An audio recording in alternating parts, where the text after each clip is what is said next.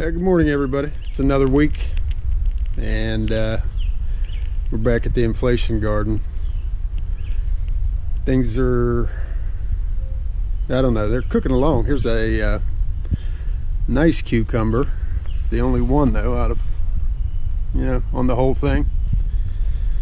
Zucchinis have gotten kind of weird. It looks like I got some new decent ones coming out. Tomatoes, I'm doing great. I'm eating tomatoes every day.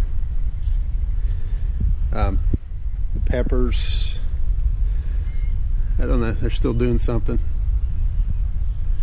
That tomato might be history, but it's doing good, and I trimmed it up a lot. I got rid of, you probably can't tell, but